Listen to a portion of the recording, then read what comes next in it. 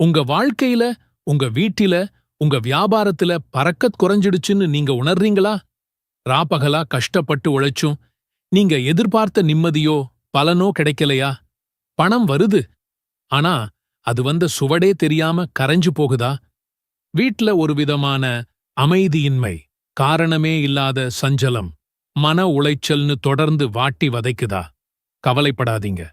நம்பிக்கைய மட்டும் விட்டுடாதீங்க. இந்த எல்லா பிரச்சனைக்குமான மூல காரணம் எங்க இருக்கு?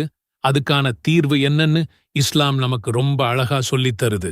அந்த தீர்வா நம்ம மனசை ஒருநிலைப்படுத்தி, வாழ்க்கையோட ஒவ்வொரு கட்டத்திலையும் அல்லாஹ்வின் அருளையும் பரக்கத்தையும் நிறைவா பெற, நம் உயிரினும் மேலான நபி ஸல்லல்லாஹு அலைஹி வஸல்லம் அவர்கள் அடிக்கடி ஓதின ஒரு சக்தி வாய்ந்த துஆவைத்தான் நாம இப்போ பார்க்கப் போறோம்.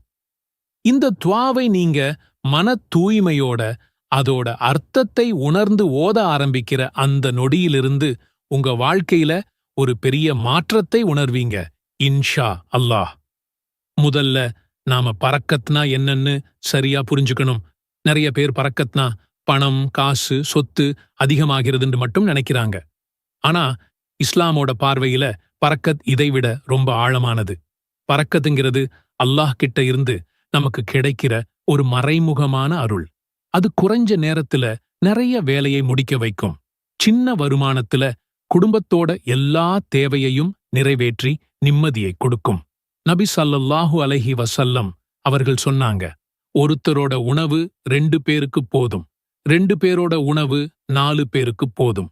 இதுதான் பரக்கத்துக்கு ஒரு அருமையான உதாரணம். இது கணக்குக்கும் தர்க்கத்துக்கும் அப்பாற்பட்ட ஒரு இறை அருள். ஆனா இன்னைக்கு நம்ம நிலைமை என்ன? பேங்க்ல லட்சக்கணக்குல பணம் இருக்கலாம், வீட்ல விலையுயர்ந்த பொருட்கள் குவிஞ்சிருக்கலாம். ஆனா நிம்மதி இருக்கா? மனநிறைவு இருக்கான்னு கேட்டா பலர்கிட்டையும் இல்லைங்கிறதுதான் வேதனையான பதில்.